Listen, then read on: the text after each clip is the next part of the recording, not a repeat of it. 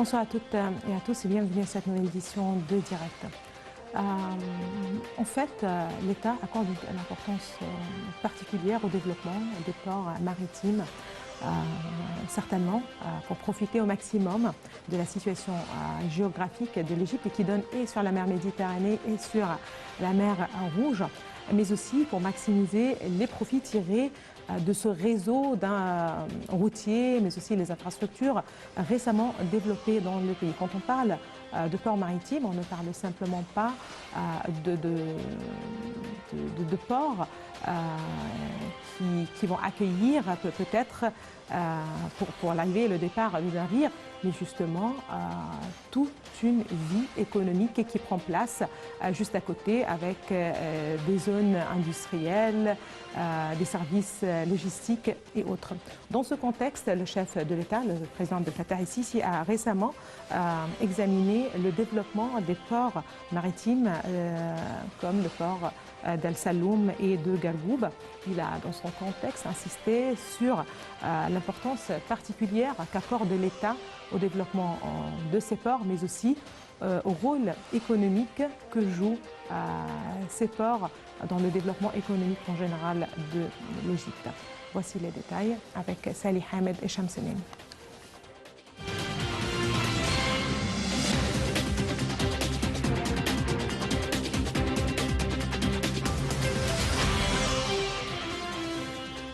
Le président Abdel Fattah el-Sisi s'est réuni avec le Premier ministre Mostafa Medbouli, ainsi que les ministres des Finances, des Transports, du Commerce et de l'Industrie, ainsi que le chef de l'autorité du génie des Forces armées. La réunion a porté sur l'évolution du développement du port de Saloum, qui représente l'artère vitale de l'ouest de l'Égypte, en facilitant les déplacements et les transports vers et depuis la Libye, en plus de sa contribution à l'amélioration des flux de marchandises et à l'augmentation des taux des échanges commerciaux. Et ceci en profitant de la zone logistique en cours d'exécution, l'heure du développement portuaire pour servir les exportateurs. La réunion a également abordé la position du développement des projets du grand port d'Alexandrie, en particulier le terminal polyvalent Tahya Misr, qui comprend des chantiers commerciaux d'une superficie d'un demi-million de mètres carrés et qui est capable de gérer de 12 à 15 millions de tonnes de marchandises actuelles, tout en recevant de 6 à 7 navires avec des cargaisons volumineuses en même temps, ce qui représente un ajout précieux aux capacités de l'État égyptien dans ce domaine. À cet égard, le président Abdel Fattah el-Sisi s'est réuni avec le chef du gouvernement et plusieurs autres responsables des forces navales afin d'examiner l'évolution de la construction du port maritime de Gargoub. Ce port repose sur l'utilisation optimale de la position stratégique et des composantes économiques et environnementales de la région à travers la mise en place d'un port commercial à conteneurs et une zone industrielle.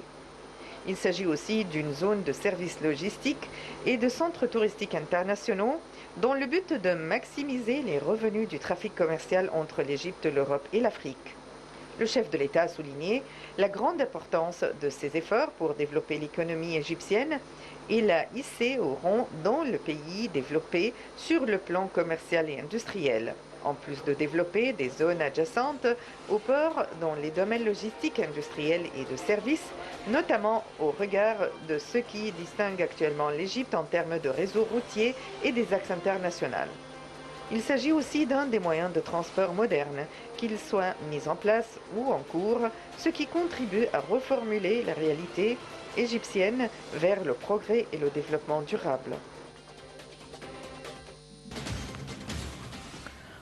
Justement, pour parler avec plus de détails de ces ports, nous avons le plaisir d'avoir avec nous en ligne M. Ahmed El-Leissi Nassef, qui est un expert en économie internationale. Bonsoir, M. Ahmed El-Leissi Nassef. Bonsoir. L'Égypte se donne sur la mer Méditerranée ainsi que sur la mer Rouge, d'où l'intérêt accordé par l'État, surtout au cours des dernières années, pour développer ces ports, pour mettre en place peut-être de nouveaux ports. On parle de ports certainement qui seront aussi la base pour des activités logistiques et économiques diverses. Oui. Justement, quel regard vous portez sur cet intérêt accordé par l'État au développement de ces ports?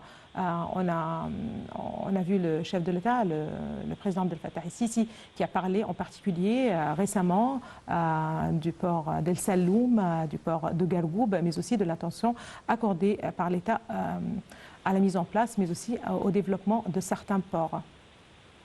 Ben, pour commencer avec, je pense que c'est un pas très stratégique. Parce que ce qu'on est en train de faire, c'est pour la première fois en Égypte,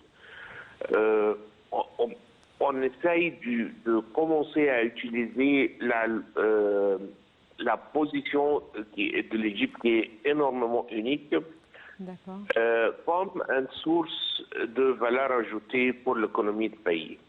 Parce que traditionnellement, historiquement, on a toujours utilisé nos ports comme point de service pour le commerce égyptien ou l'export ou l'import. Mais là, il y a une énorme valeur ajoutée qu'on peut bénéficier d'utiliser ces ports comme port ou endroit facilité de logistique pour offrir un service à pas mal de sociétés et des pays. Et là, on voit pas mal des pays et des ports qui sont en train de jouer ce rôle avec une façon très efficace et c'est très bénéficiaire pour eux. Là, c'est la première fois que l'Égypte est en train de penser de partir dans cette direction. Donc, si on regarde ou si on voit les ports comme un produit, c'est la première fois qu'on est en train d'utiliser nos produits comme investissement, alors que historiquement, on les a utilisés seulement pour consommation. Et là, c'est une valeur ajoutée que, si j'ose dire, on est un peu en retard qu'on ne l'a jamais utilisé jusqu'à aujourd'hui.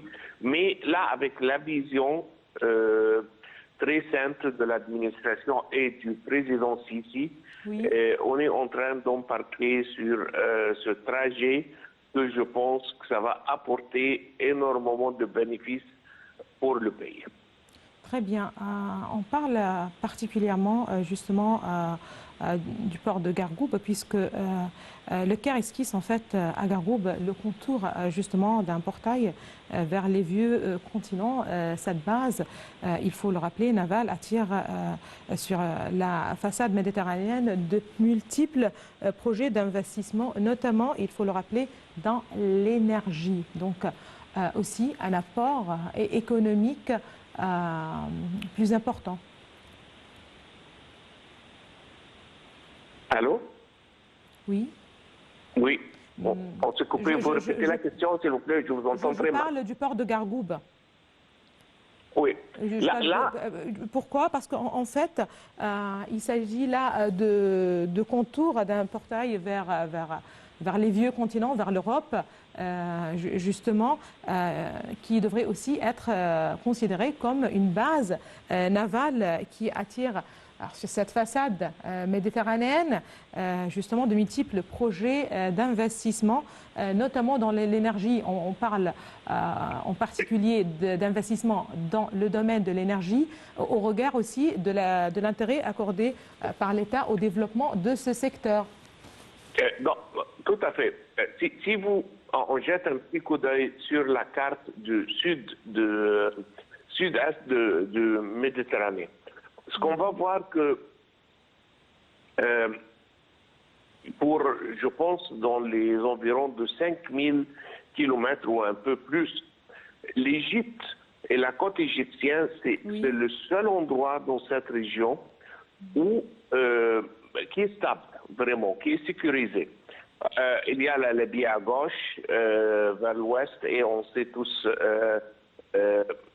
ce qui se passe en Libye. De l'autre côté, on a Palestine, on a Israël et le Liban et cet endroit, et puis la Syrie. Et là, ces endroits ne sont pas très stables pour le moment.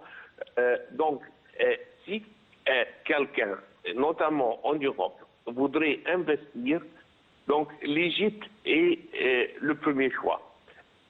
Donc, mais pour qu'ils puissent investir dans l'énergie ou dans n'importe quel autre domaine, il a besoin d'être capable d'exporter le produit où il va être en train de produire ou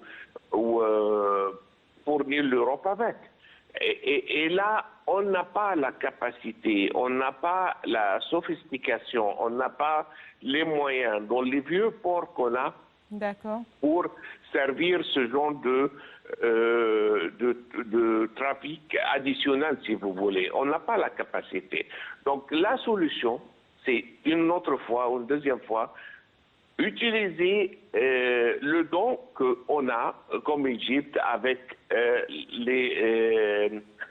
la position qui est très unique entre pratiquement 3 continents et commencer à construire des nouvelles ports pour qu'ils soient la portail d'exportation et pas loin de où est-ce qu'on va avoir les produits qu'on va exporter une deuxième fois, que ce soit de l'énergie ou du n'importe quoi. Donc, c'est très bien qu'on a ce port dans cet endroit pour qu'on soit capable de aussi minimiser le coût de transport interne local dans le pays. Par exemple, si on avait quelque chose à Aswan et on va le transporter pour 1200 km, ça va coûter. Mais là, quand on a le port juste à côté des investissements, ça va être très économique de point de vue coût, ce qui est toujours très important et qui va aider que l'Égypte soit un des concurrents premiers ou un premier choix pour l'Europe pour importer ce qu'on va être en train de produire de cet endroit.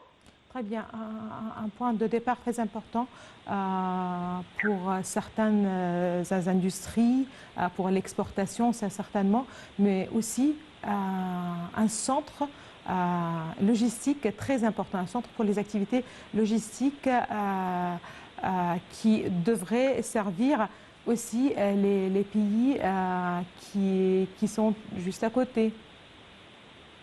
Le centre logistique ne sert pas seulement les pays qui sont à côté, mais ça sert pratiquement tous les navires qui devraient passer. Tout le commerce qui passe de l'Asie pour l'Europe, de l'Asie et le Moyen-Orient vis-à-vis l'Europe et de l'autre côté, dans l'autre sens. Très bien. Donc, il y a des pays, et ce n'est pas un secret, comme Dubaï, comme Malte, comme Chypre, que un de leurs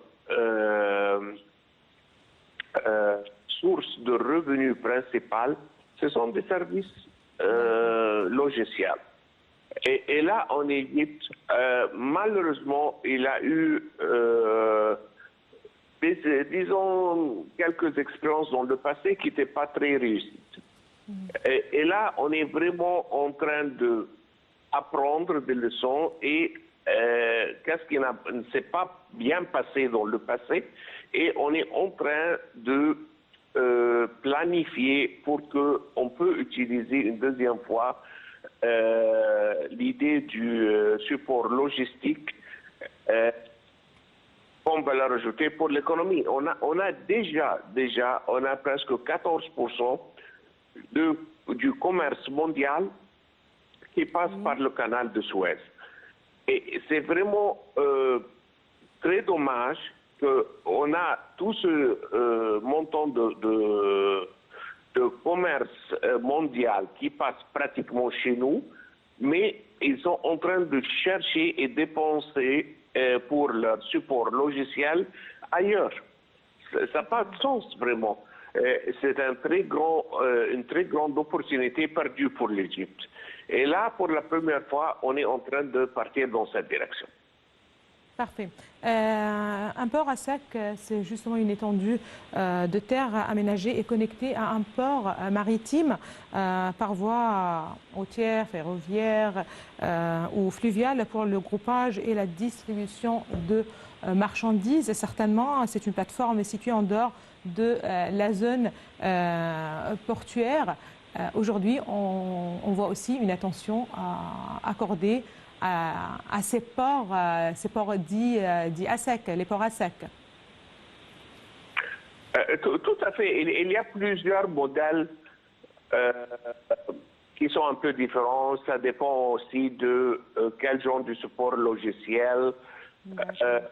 Est-ce que ce sont pour les containers ou ce sont pour les produits libres comme le blé et le sucre ou les concentrés de fruits ou aliments. Il y a plusieurs genres et c'est très différent d'un à l'autre. Mais l'idée principale, elle reste dans cette direction. Parfait. Merci beaucoup à vous, Monsieur Ahmed El-Leyssi-Nasser. Vous êtes expert en économie internationale. Merci beaucoup de vos précisions. Madame, Monsieur, une petite pause et on se retrouve juste après.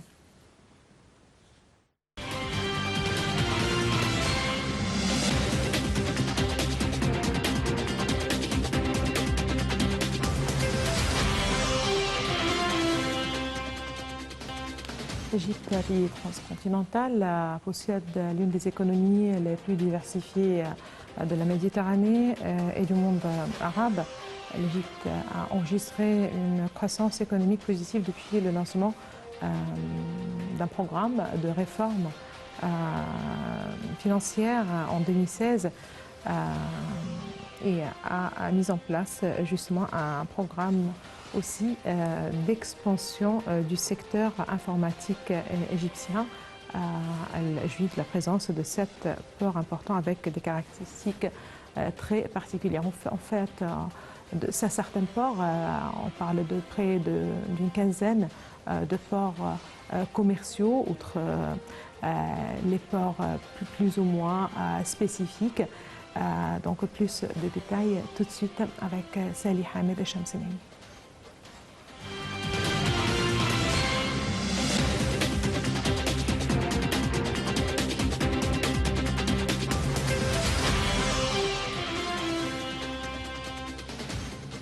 L'Égypte jouit de la présence de 7 ports importants avec des caractéristiques distinctives.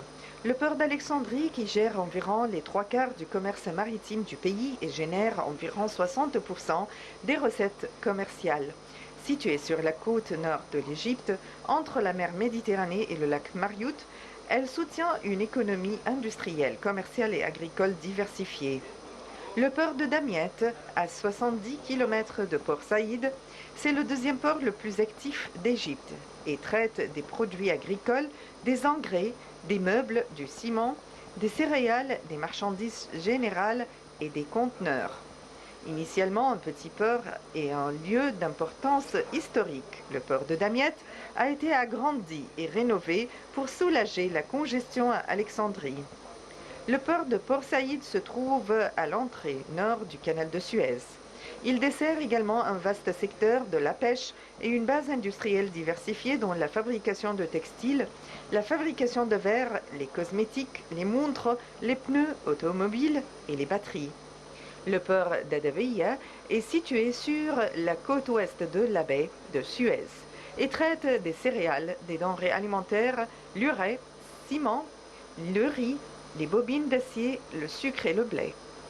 C'est l'un des plus grands ports d'Égypte, comprenant 9 installations d'accostage. Il a été conçu pour traiter environ 7,3 millions de tonnes de marchandises par an. Le port de Safeg se situe sur la côte ouest de la mer Rouge. Il a une large baie avec des tirants d'eau profonds permettant l'hébergement des plus gros cargos. Le port de Sourna est situé près du golfe de Suez sur la côte de la mer Rouge. En raison de son excellent emplacement, le gouvernement égyptien a alloué 9000 hectares de terrain au développement économique et industriel de ce port, jetant les bases de la zone économique spéciale de Suez.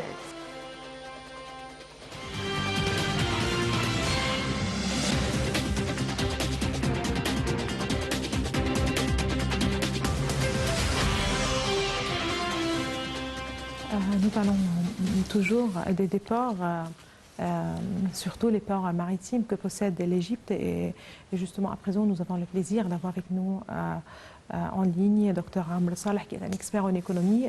Bonjour, Dr Amr Saleh. Plaisir, toujours la mienne, bonjour. Donc, l'Égypte possède de nombreux ports maritimes, que ce soit sur la mer Méditerranée ou sur la mer Rouge.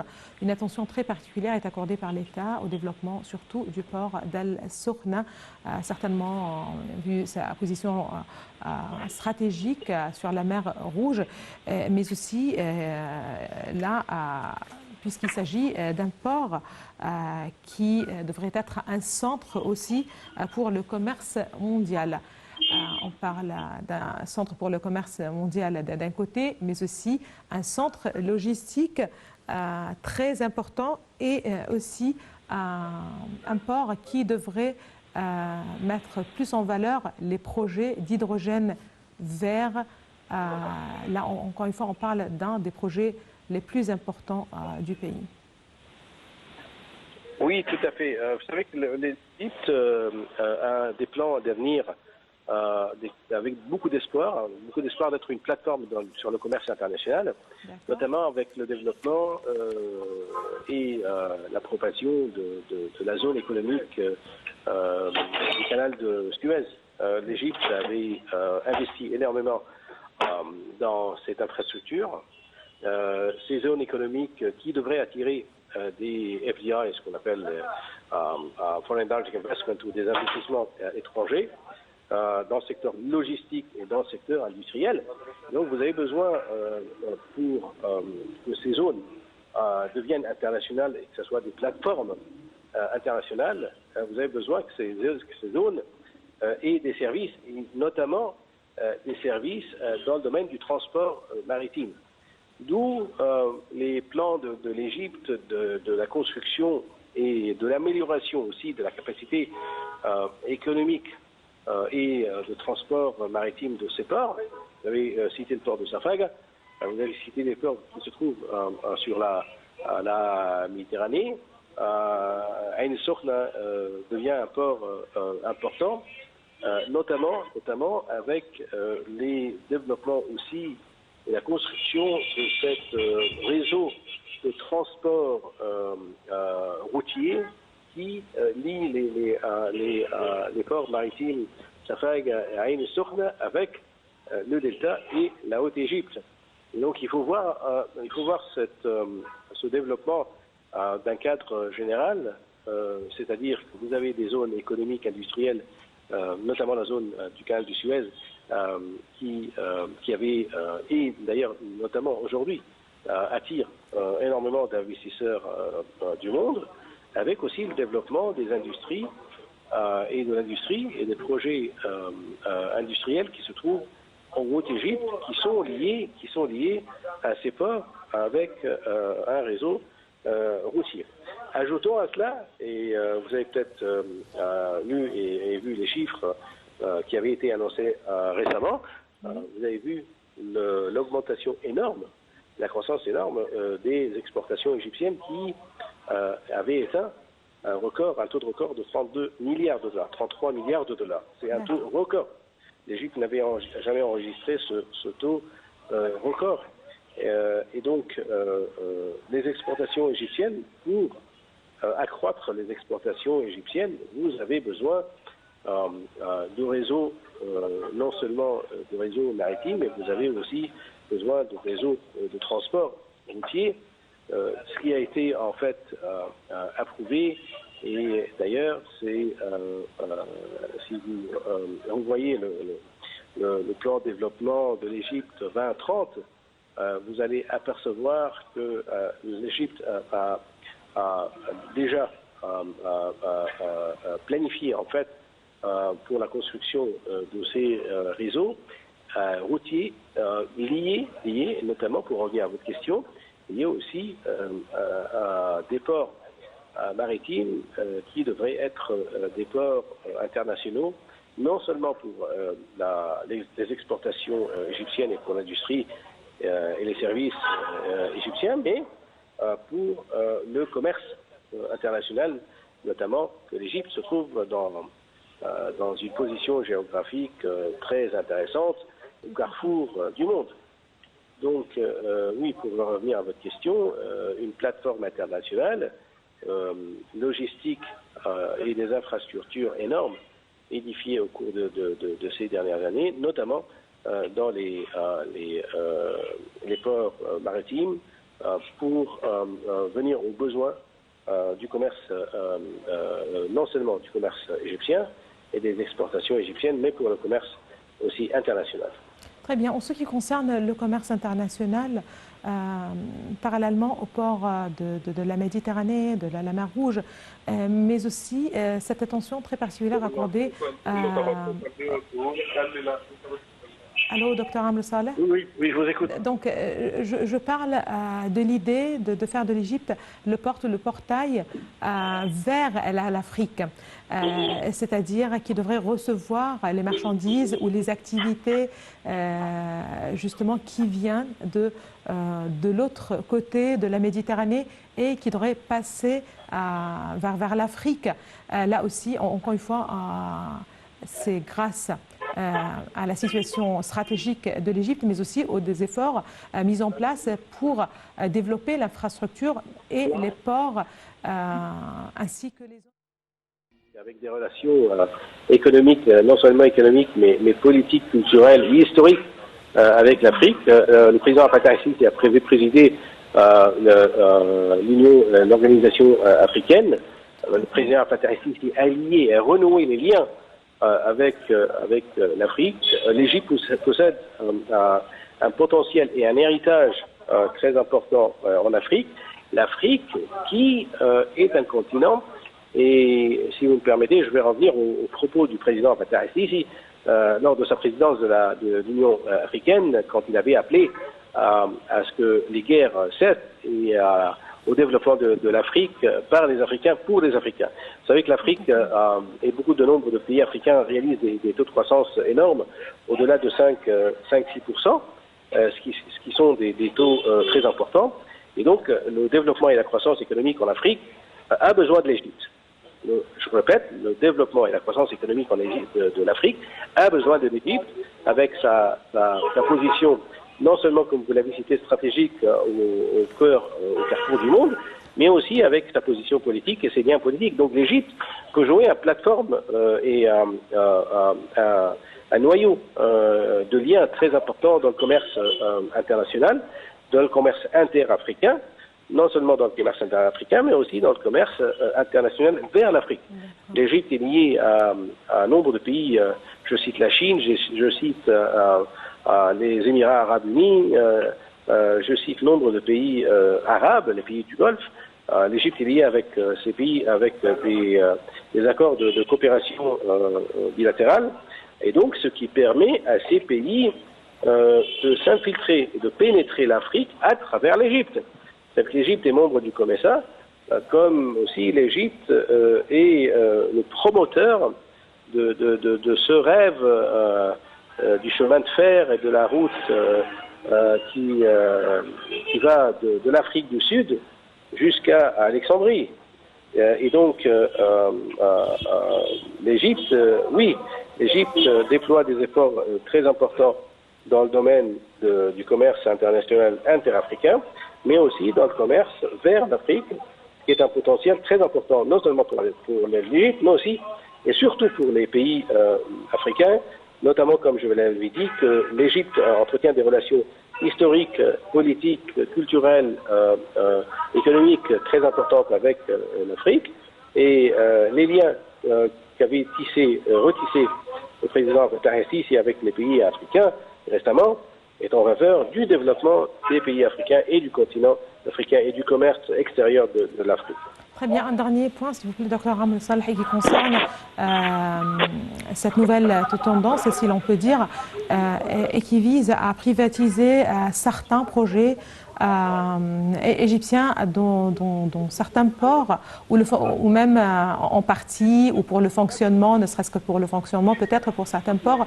Quel regard aussi vous portez sur cette nouvelle vision justement qu'adopte l'État aujourd'hui? Oui, l'État, depuis des années, depuis l'arrivée au pouvoir du président Fattah al-Sisi, joue sur le facteur du temps.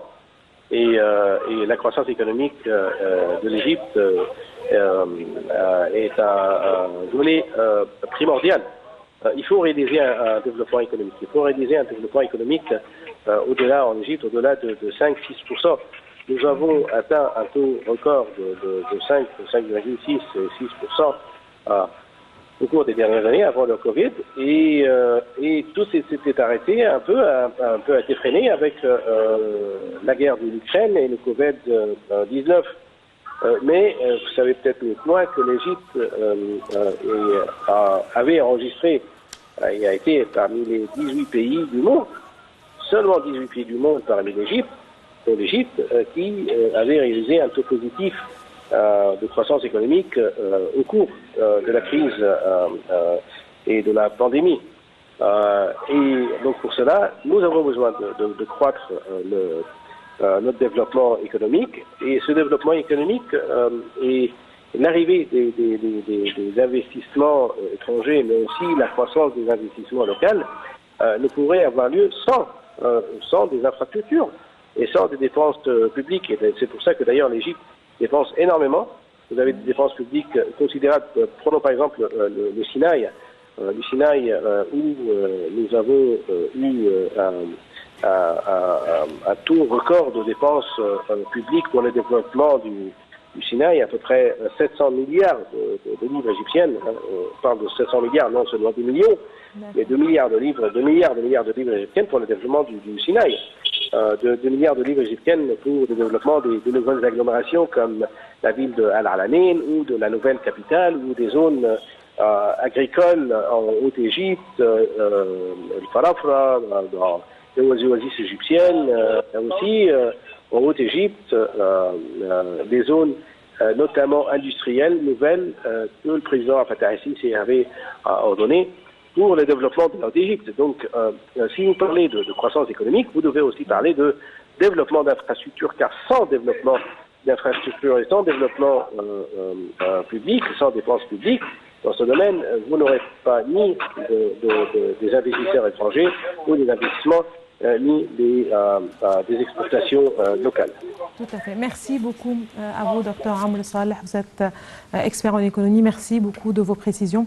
Là, Madame, Monsieur, avant de terminer, je rappelle que le chef de l'État, le président Abdel Fattah el-Sisi, a assisté hier au test de candidature aux emplois au ministère de l'Éducation et lesquels sont organisés en coopération avec l'Académie militaire. Voici les détails.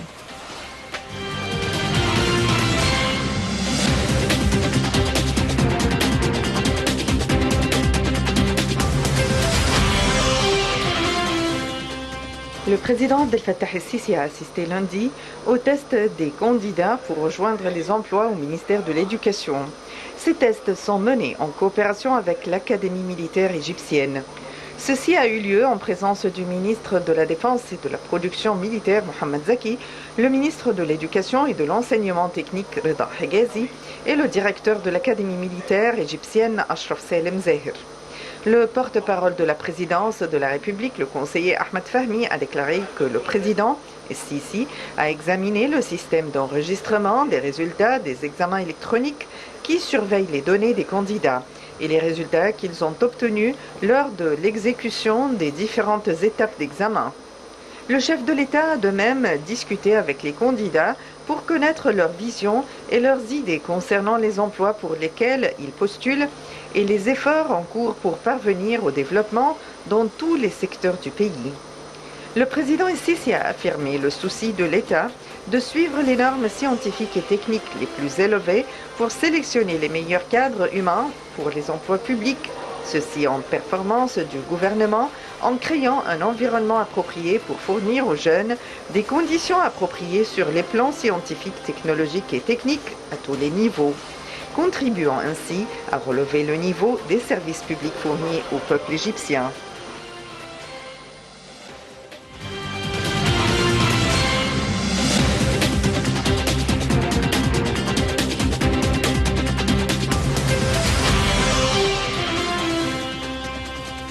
Là, pour plus de précisions aussi pour ce dossier, nous avons le plaisir d'avoir avec nous en ligne Dr Nermine Adel Torfa, qui est experte en éducation. Bonjour, Dr Nermine. Bonjour et merci de m'avoir invité. Merci de votre temps. Justement, on parle de ces tests de candidature auxquels a assisté le chef de l'État, le président Abdel Fattah el-Sisi en personne. Déjà, comment voyez-vous ce geste de la part du chef de l'État? Oui, comme vous venez de dire, le président Abdel Fattah el-Sisi a vraiment assisté ce matin pour suivre d'une façon stricte et correcte les tests d'admission des candidats aux emplois du ministère de l'Éducation. Et ils ont déjà, en fait, c'est la première fois pour le type de recrutement pour le ministère de l'Éducation, on utilise et suivre de plusieurs champs techniques et scientifiques pour mieux sélectionner les candidats. C'est-à-dire, il n'y avait plus une façon traditionnelle pour accepter et refuser les candidats déjà présentés. À travers des tests, des questions spéciales, des questions psychologiques, des questions selon leurs données déjà enregistrées sur les fiches d'inscription au début d'enregistrement. Très bien. En fait, le chef de l'État multiplie les surprises dernièrement pour les candidats aux différents postes. À quel point ceci pourrait, selon vous, motiver les candidats qui souhaitent avoir une chance justement pour obtenir un certain poste? Je vois, moi, personnellement, que cette fois-ci, sélectionner les candidats qui vont effectivement obtenir les chances à occuper de postes dans le ministère de l'Éducation, c'est la première fois dans l'histoire de l'Égypte que le président lui-même fait un effort envers cette étape. Ça fait trop de motivation pour les candidats et ça donne l'impression qu'il y a quelque chose de sérieux à travers cette étape. C'est-à-dire, il n'y avait plus qu'autrefois qu'on se présente d'une façon traditionnelle. Il y a le directeur qui fait l'interview et voilà, je suis acceptée ou bien refusée. Non, il y a des conditions strictes et sérieuses et à travers ces conditions, on se présente à travers les papiers déjà demandés avec le CV, avec les certifications et il y a des tests. Parce que quand vous avez des enseignants et des postes au ministère de l'Éducation, c'est quelque chose de spécial parce qu'on sera responsable de toute une partie de la génération. Voilà. Le ministère de l'Éducation est un ministère clé. Les enseignants, les professeurs sont eux qui forment, et elles bien sûr, qui forment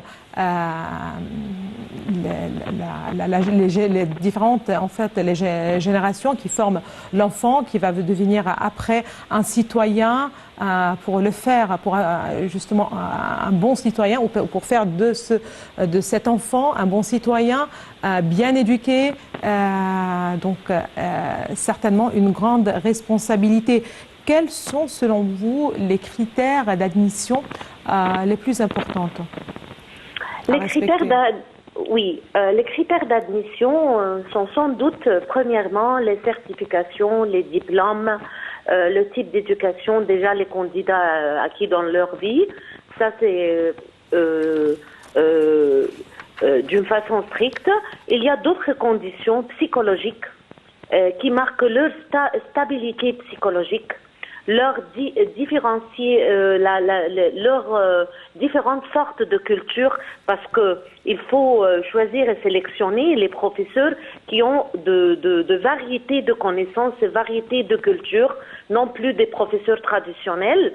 Le niveau technologique, comme vous savez, on applique la technologie au processus de l'éducation. Il n'y avait plus l'éducation traditionnelle qu'autrefois. Et voilà, des critères pareils. Très bien, merci beaucoup à vous, docteur Nermine Adel Torfa. Vous êtes experte en éducation. Merci beaucoup de vos précisions. Madame, monsieur, merci à vous aussi de nous avoir suivis ce soir.